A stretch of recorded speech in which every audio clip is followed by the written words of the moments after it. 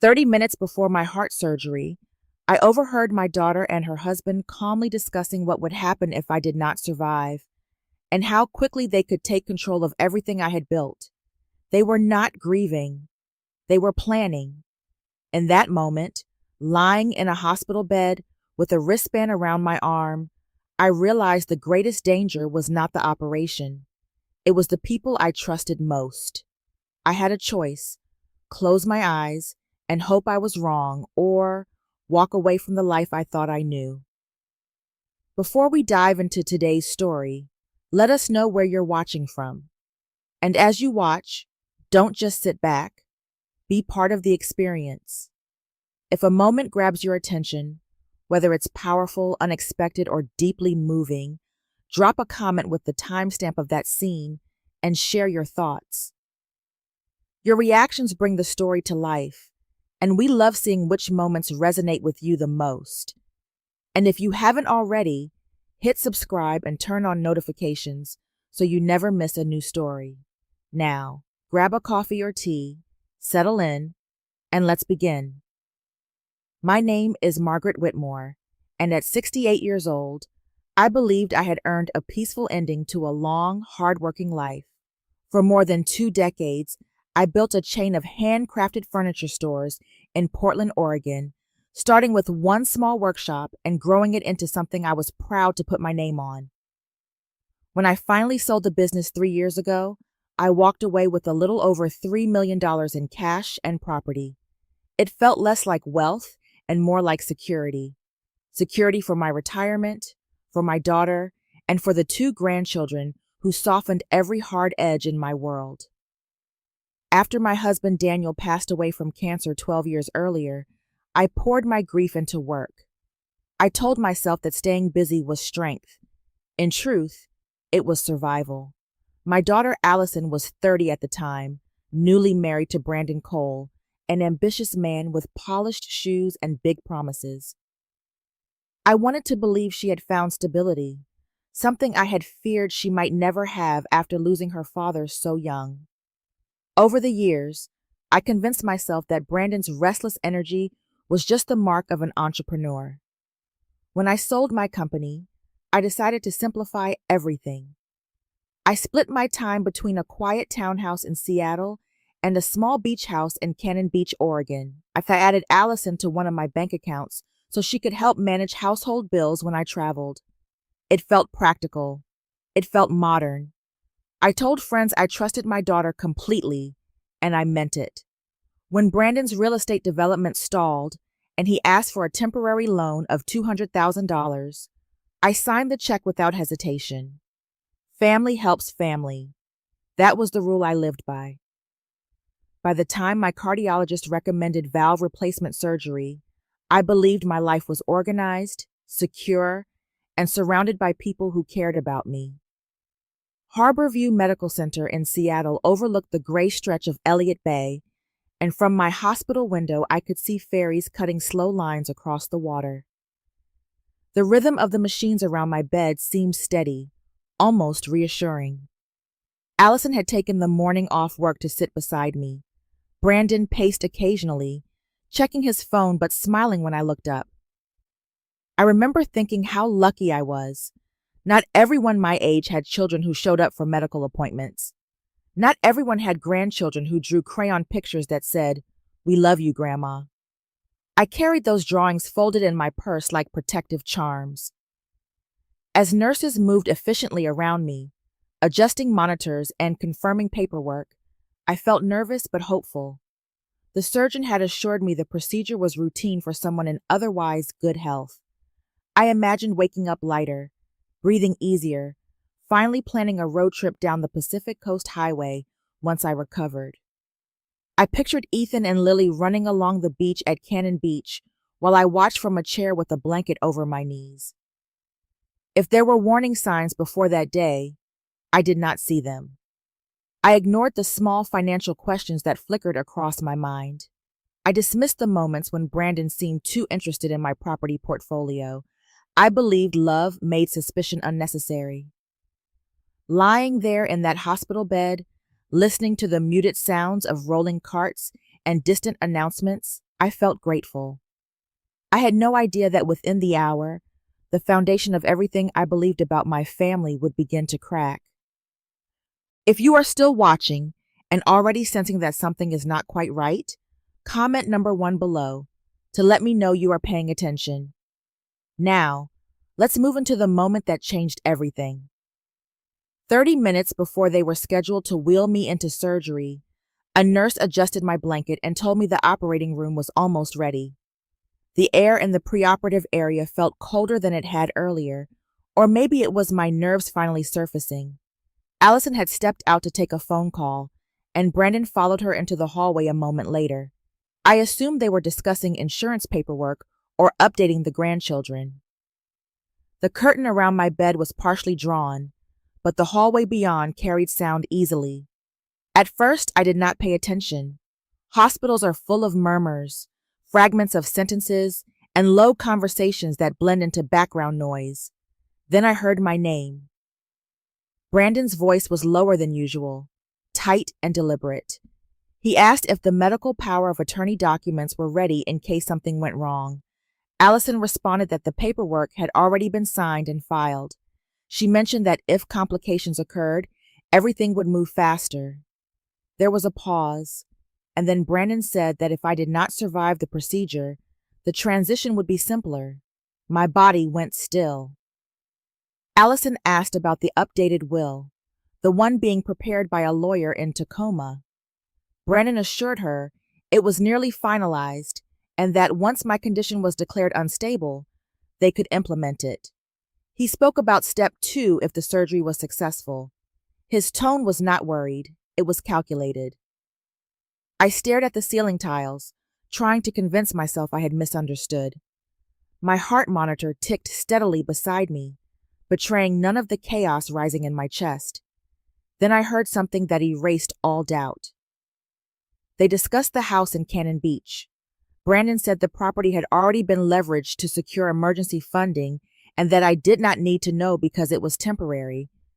Allison asked whether the bank would question anything. He replied that once the medical power of attorney took effect, they would have full authority. Leveraged, secured, authority. Words from my own life, spoken as if I were no longer present in it.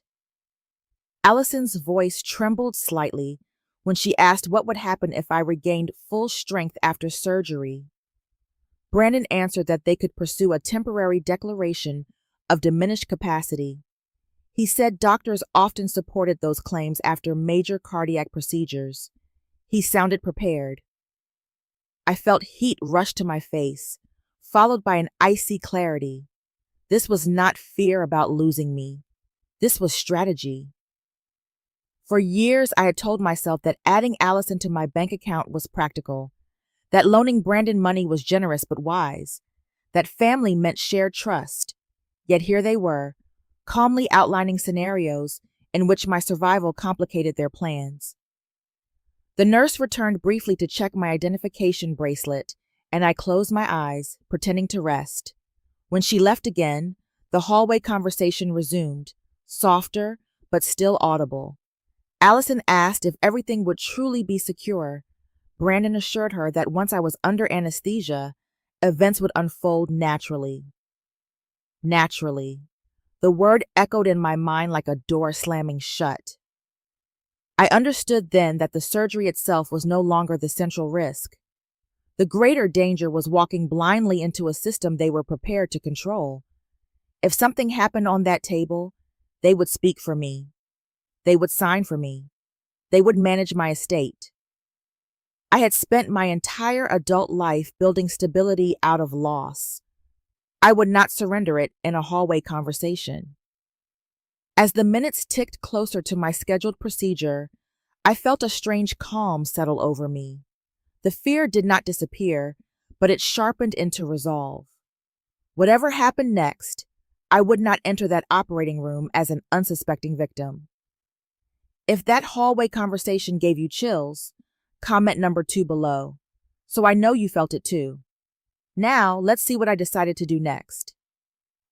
When Allison and Brandon returned to my bedside, I kept my breathing slow and even, as though I had been resting. I did not confront them. I did not accuse them. The shock from the hallway had settled into something steadier, colder. If I reacted too quickly, I would lose the advantage of knowing what they did not realize I knew. A nurse informed us that the surgical team was preparing. I nodded, then pressed my hand lightly against my chest and said I felt overwhelmed. It was not entirely a lie. My pulse had climbed and my palms were damp. I told the nurse I needed more time. I said I was having second thoughts and felt unprepared. The words came out halting at first, then steadier. I asked if the surgery could be postponed for 24 hours. Allison looked startled, but she masked it with concern. Brandon stepped closer, suggesting gently that delays could complicate scheduling. I kept my eyes on the nurse and repeated that I was not ready. Hospitals are careful about patient consent, especially before major procedures. Within minutes, the anesthesiologist was called, and the surgeon was informed that I wished to postpone. There was inconvenience in the room, but no one could force me onto that operating table. Once the medical staff stepped away to reorganize paperwork, I requested privacy to calm down. Allison hesitated but eventually agreed to get coffee. Brandon followed her. As soon as they were out of sight, I reached for my purse and took out my phone. I called Evelyn Harper, the attorney who had handled the sale of my business and every major contract since. When she answered, I spoke quietly, but without confusion. I told her exactly what I had heard in the hallway, every phrase I could remember. There was a long silence on the other end, not disbelief but calculation. Evelyn told me she had noticed unusual financial movements in my primary account over the past 6 months. She had planned to discuss them with me after my surgery, assuming they were authorized transfers. She also confirmed that a request had come through her office weeks earlier, asking about revising my will.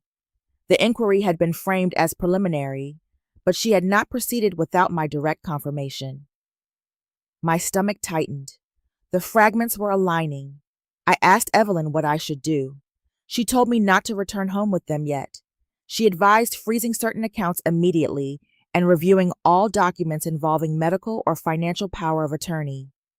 She said we would need documentation and time. After hanging up, I made a second call to Carol Jensen, a former police officer who had retired to a small town east of the mountains. Carol had known me since our 20s. She did not ask for explanations. She listened. When I finished, she said I could come to her cabin in Leavenworth if I needed space. For the first time that morning, I felt a thread of control return. When Allison and Brandon came back into the room, I told them the surgery had been postponed. I said I needed a day to think and regain confidence. They exchanged a glance that lasted half a second too long. I pretended not to notice. I lay back against the pillows and stared at the ceiling again. But this time I was not paralyzed. I was planning. I would not accuse them yet. I would not reveal that I knew. I would step carefully, document everything, and move deliberately. I had built my life from nothing once before. I would not allow it to be dismantled in a hospital corridor. If you would have made the same decision in that hospital room, comment number 3 below to stand with me. Now let's find out how far this plan really went. By late afternoon, the hospital staff had arranged what appeared to be a routine transfer for a second medical opinion. I allowed Allison to believe it was her suggestion. I thanked her for supporting my need to feel confident before surgery. Brandon offered to drive me himself, but I insisted the hospital transport service handle it. I said I did not want to inconvenience them further. The lie tasted metallic in my mouth, but it was necessary. Instead of being wheeled through the main entrance, I was guided through a quieter corridor used by staff. The hallway smelled faintly of disinfectant and coffee. No cameras, no waiting family members, no dramatic farewell, just fluorescent lights and the steady roll of rubber wheels. I kept my expression neutral, as though I were merely a nervous patient seeking reassurance. Carol was waiting in a modest sedan a block away from the hospital. She stepped out when she saw me and gave me a brief, firm hug. Neither of us wasted time on emotional reassurances. We drove east, leaving Seattle's gray skyline behind and heading toward the mountains. With every mile, the weight in my chest shifted from panic to focus. By the time we reached her cabin outside Leavenworth, dusk had settled over the trees. Snow lingered in shaded patches along the roadside, and the air felt sharper than in the city.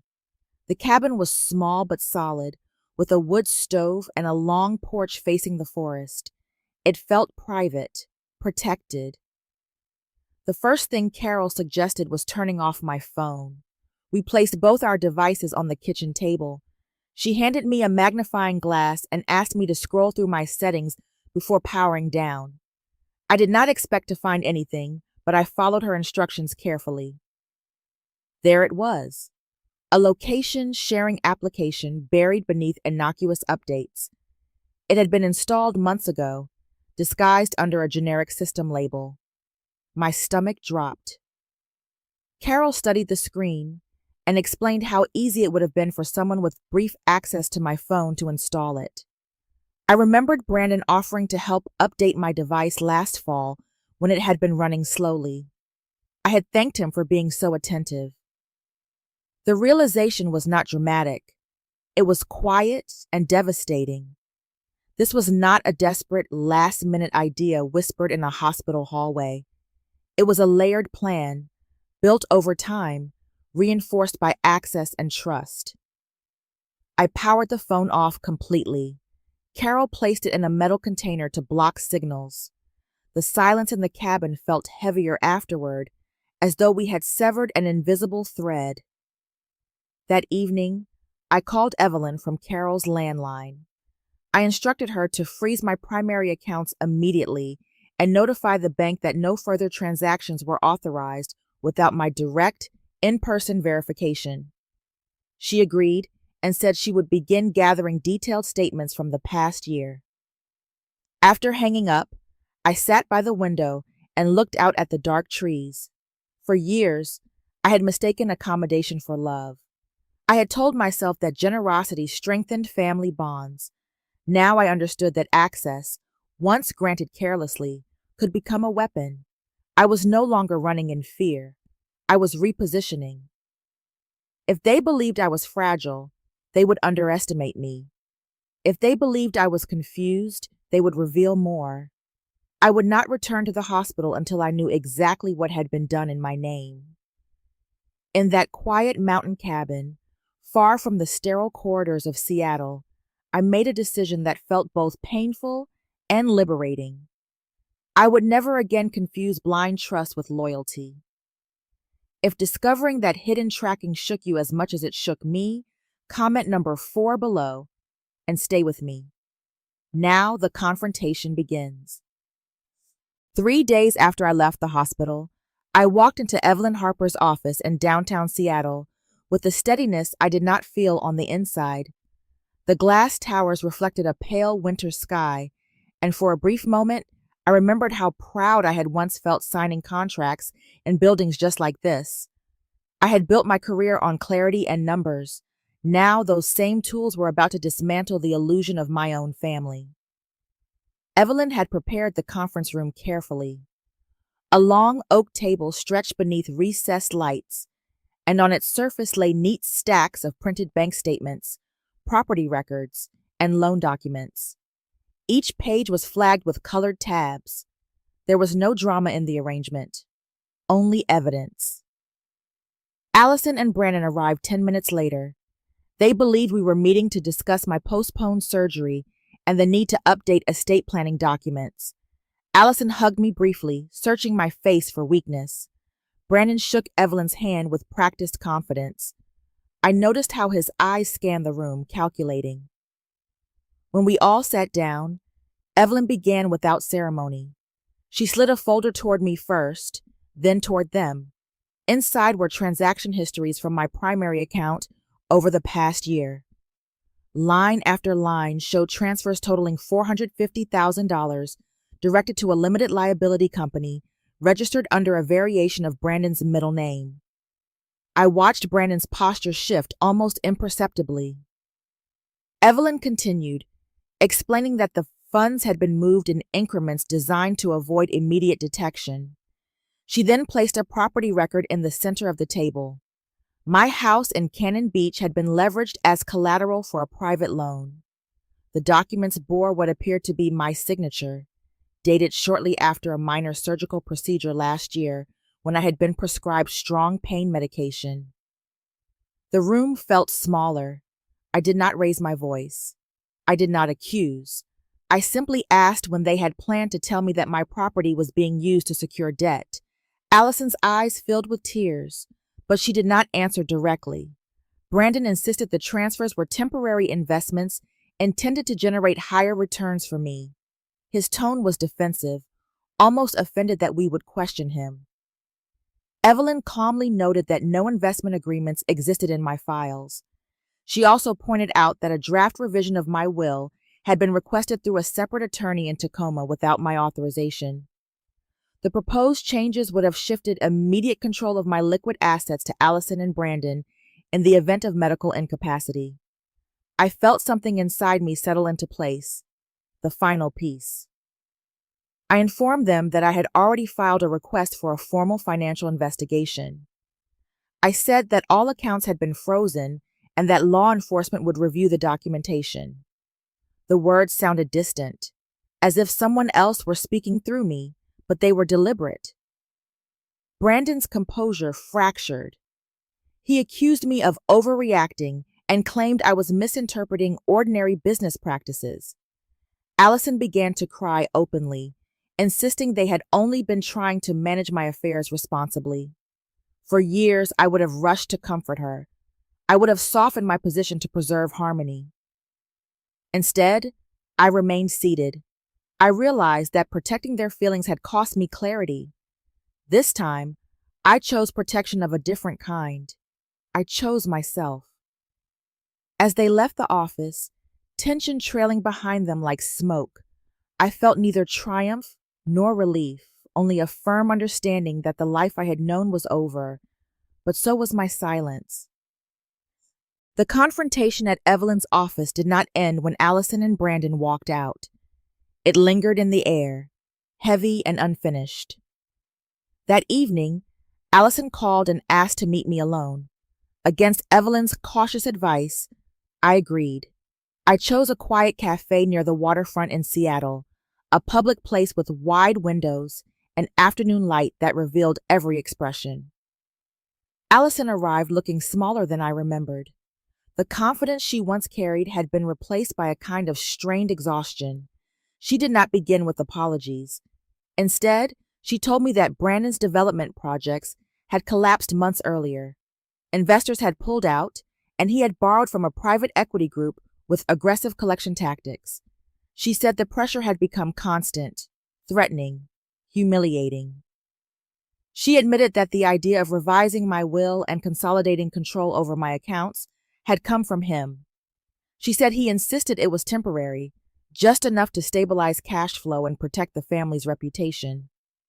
When I asked why she had not told me the truth, she lowered her eyes and said she was afraid of how I would react. Her explanation did not erase the image of her voice in the hospital hallway, discussing my potential death as if it were a contingency plan. She insisted she never wanted me harmed. She claimed that postponing the surgery had complicated everything and that Brandon had exaggerated scenarios in frustration. But she also admitted that she knew about the transfers. She had watched the numbers move from my accounts into his company. She had chosen silence. I listened without interruption. Years ago, I would have reached across the table and told her we would fix it together. I would have framed the situation as a misunderstanding, an overextension of ambition. But something fundamental had shifted in me. When Brandon called later that evening, his tone was not remorseful. He said that if I pursued criminal charges, I would fracture the family beyond repair. He suggested that the grandchildren would inevitably side with their parents. He implied that access to them could become complicated. The threat was subtle, but unmistakable. For a moment, my resolve wavered. The thought of losing Ethan and Lily tightened my throat more than any legal document could. I imagined birthdays missed, school recitals attended without me, holidays reduced to distant updates. The instinct to protect my daughter's future, even at my own expense, rose like muscle memory. But beneath that instinct was another truth. If I surrendered now, I would be teaching my grandchildren that manipulation succeeds, that love is leverage, that wrongdoing can be negotiated if it is wrapped in family language. I met Allison one last time before finalizing my decision. I told her I would establish independent trust funds for Ethan and Lily, structured so that neither she nor Brandon could access the principal. I said this was not punishment but protection. She cried again, insisting I was overreacting, yet she did not deny the evidence. That was when I understood fully. Pressure from her husband might have influenced her, but she had still chosen alignment. She had allowed my vulnerability to become strategy. I informed Evelyn the next morning that I would not withdraw the complaint. I would proceed with the investigation, regardless of emotional cost. The family I once believed in had already shifted into something unrecognizable. Preserving its appearance would not restore its integrity. No mother wants to choose between her child and her own safety. Yet, I had reached a point where refusing to choose would have meant erasing myself. For the first time in weeks, my decision felt clear. If you believe choosing self-protection over silence takes courage, comment number 6 below to show you are still here. Now let's move on to Chapter 7, where the consequences unfold. The investigation moved faster than I expected. Within weeks of filing the complaint, federal agents began reviewing the financial records Evelyn had assembled. Subpoenas were issued for Brandon's business accounts, and the limited liability company that had quietly absorbed my money was flagged for irregular activity. I was not present for most of it, but the updates came steadily, clinical, and precise. Brandon was formally charged with financial fraud and exploitation of an older adult. The language felt impersonal, almost detached from the man who had once sat at my dining table carving turkey on Thanksgiving. Allison was named as a co-conspirator. Her role was described as knowing participation. Seeing her name in legal documents forced me to confront the reality of what she had chosen. Seattle media outlets picked up the story once court filings became public record. Headlines referenced a retired business owner and alleged misuse of medical power of attorney. Reporters called Evelyn's office repeatedly. I declined interviews. I had no desire to become a spectacle. Yet the case spread through social media, framed as another example of elder financial abuse hidden inside respectable families. Neighbors called. Former colleagues sent cautious messages of support. Some expressed shock. Others admitted they had suspected something was wrong, but did not know how to ask. The exposure was uncomfortable. Private failures are easier to bear than public ones. The bank confirmed the transfer trail in detail. $450,000 had moved in increments small enough to avoid triggering automatic alerts. The mortgage documents on my Cannon Beach property were authenticated, and forensic analysis indicated that my signature had been copied from prior filings. Email records obtained through warrants showed Brandon discussing cash flow shortages and referencing my accounts as a resource he could access without resistance. Reading those emails was more painful than hearing the charges. In them, I was not a mother. I was an asset. Allison's attorney issued a brief statement suggesting she had been influenced by her husband's financial distress. The phrasing implied weakness rather than intent. I recognized the strategy, distance her from the decisions while acknowledging involvement. It did not change the underlying truth. Court dates were scheduled. Brandon's initial appearance was reported in local news. Cameras captured him entering the courthouse, shoulders squared, expression guarded. I watched the footage alone in Carol's cabin, the volume turned low. I felt no satisfaction, only a heavy finality. Friends asked whether I regretted pressing charges. I considered the question carefully. There were nights when grief surfaced unexpectedly, when I remembered Allison as a child sitting cross-legged on the workshop floor, sanding a scrap of cedar because she wanted to help. That memory coexisted with the knowledge that she had signed documents shifting control over my life. Regret would have implied that silence might have been safer, but silence would have allowed the pattern to continue, if not with me, then perhaps with someone else. As the case unfolded, I began to understand how often stories like mine remain hidden. Shame protects abusers as effectively as secrecy. The decision to speak, even through legal channels rather than television interviews, disrupted that pattern. I did not celebrate the charges. I absorbed them. I carried the weight of them. Yet beneath the sorrow was an unshakable recognition that the truth, once acknowledged, does not retreat easily. For years, I believed maintaining peace required compromise. Now I understood that peace built on denial eventually collapses. The silence had broken, and whatever followed would at least be honest. As the legal process unfolded, I began reconstructing my life with deliberate precision. I worked closely with Evelyn to establish independent educational trust funds for Ethan and Lily. The documents were drafted to ensure that the principal would remain untouched until each child reached adulthood. Funds could be used for tuition, medical care, or essential needs, but neither Allison nor Brandon would have direct control. The structure felt firm, like reinforced beams beneath a fragile house. Revising my will was more complicated emotionally than financially. I allocated a portion of my estate to an organization in Washington state dedicated to protecting older adults from financial exploitation. The decision was not symbolic. It was practical. I had learned firsthand how easily vulnerability can be masked as family assistance. Supporting prevention felt like reclaiming purpose from betrayal. During discovery, investigators uncovered an additional account in Nevada connected to Brandon's company. The transfers were larger and more erratic than those routed through the limited liability company in Seattle. What surprised even the prosecutors was that some of these deposits had not originated from my accounts at all. They traced back to other investors, suggesting that Brandon's financial desperation extended beyond my involvement. When Allison's attorney reviewed the Nevada findings, the tone of her defense shifted. It became clear that she had not been fully informed of every transaction. She had known about the transfers from my accounts, but not about the broader web of concealed funds. That distinction did not absolve her, but it reframed her level of knowledge. Weeks later, Allison requested a plea agreement. In exchange for testimony detailing Brandon's role in initiating and orchestrating the transfers, she would accept probation and financial penalties rather than incarceration.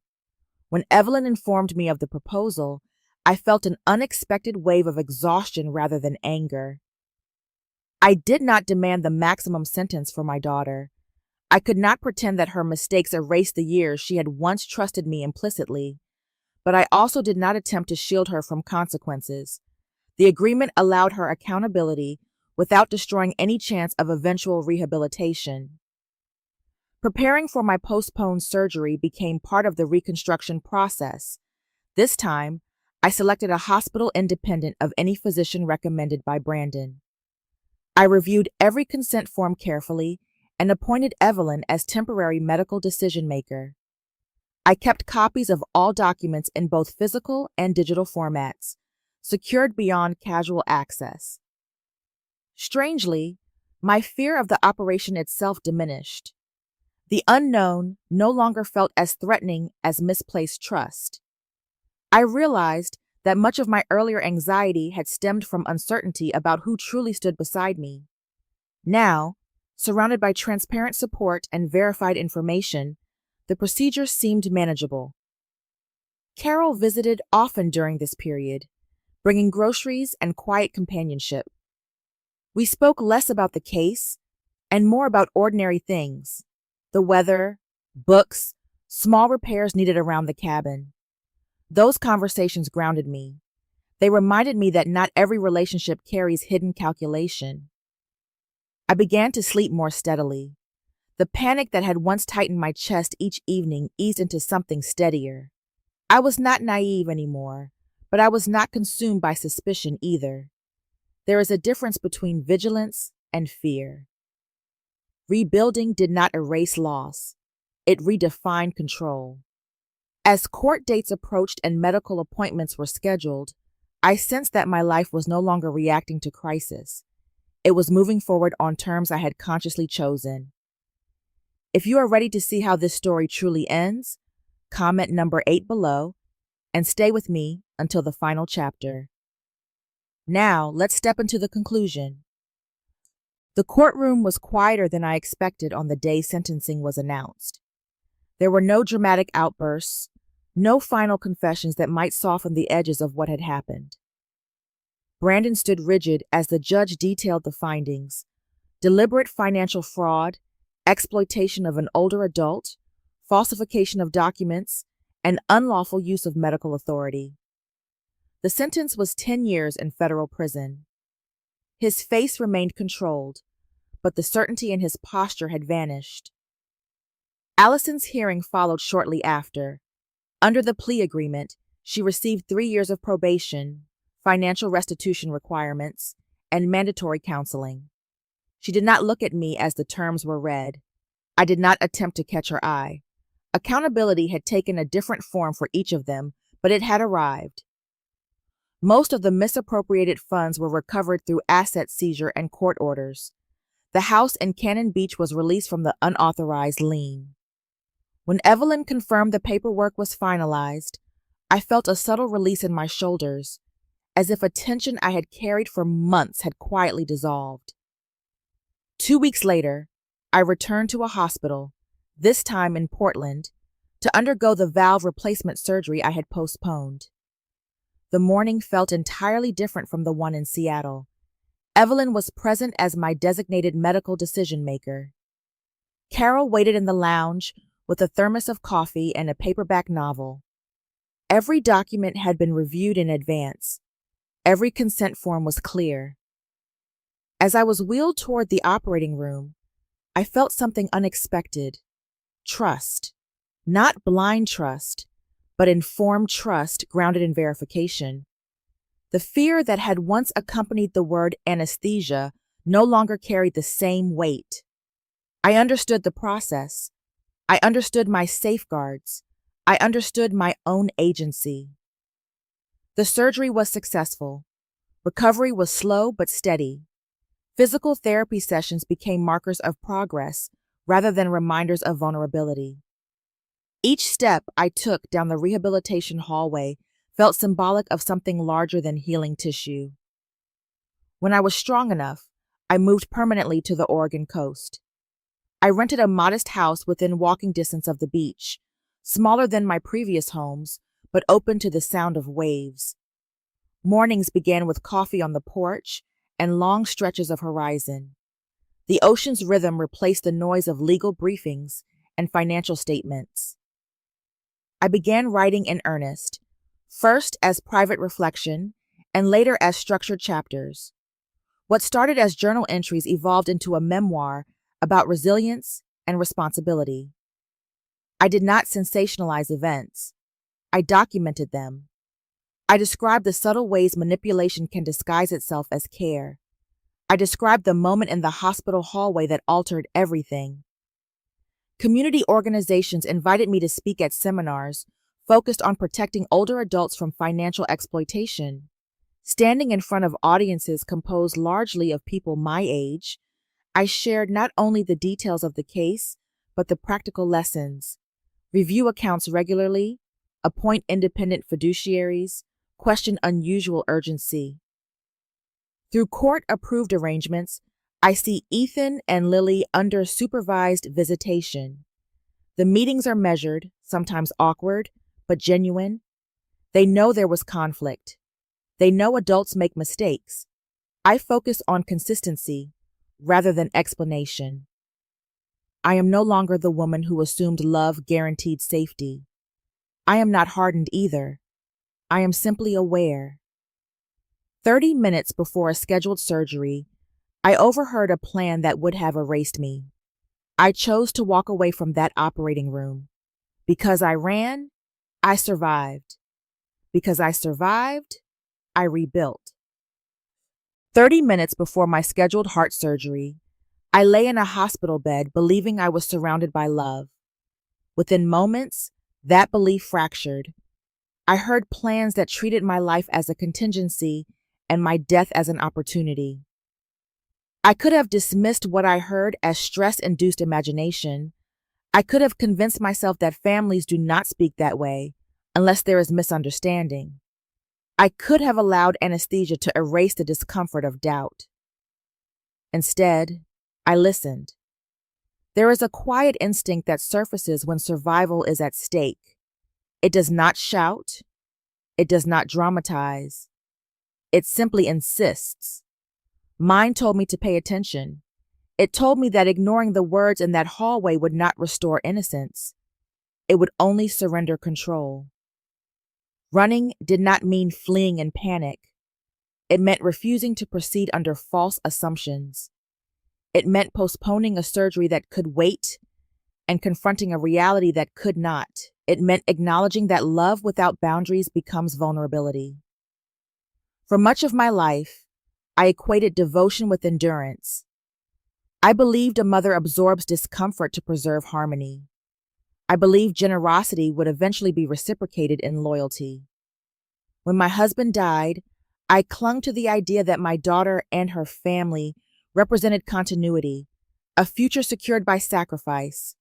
Questioning that narrative felt disloyal. What I learned is that loyalty is not proven by silence. It is proven by respect.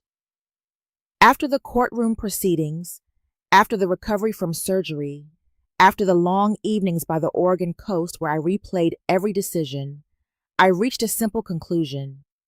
Age does not require surrender.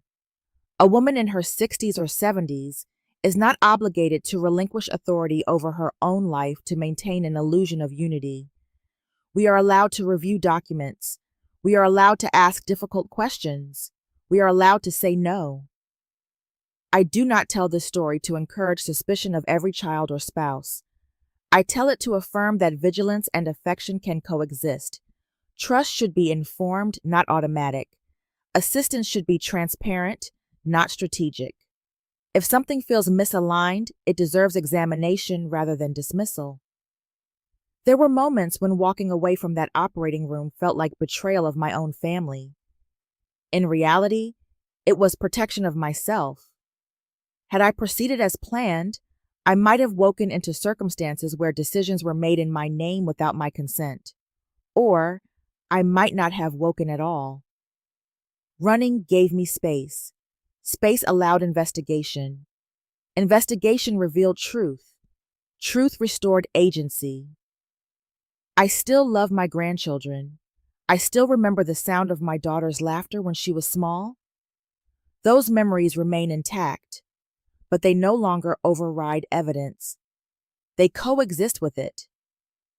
Sometimes survival demands separation. Sometimes preserving your life requires stepping back from those who once defined it. That step is not selfish. It is necessary. 30 minutes before surgery, I overheard a plan that would have ended my autonomy. I chose to stand up, gather my strength, and walk in another direction. I ran from complacency. I ran from unquestioned access. I ran from a version of myself that believed being needed was the same as being safe. Because I ran, I am still here. Sometimes life does not warn us with thunder. Sometimes it whispers in hallways, in pauses between sentences, in instincts we almost ignore. The greatest turning points are rarely dramatic in the moment. They are quiet decisions made in clarity. Choosing to step back, to question, to protect one's own dignity is not an act of fear. It is an act of courage. Growing older does not mean surrendering control. It means understanding the value of what has been built and guarding it with wisdom. Trust is a gift, but it must be balanced with awareness. Love is powerful, but it should never require silence in the face of harm. In the end, survival is not only about staying alive. It is about preserving self-respect, autonomy, and truth. Thank you for listening. If this story resonated with you, please share your thoughts in the comments and consider subscribing to continue these conversations.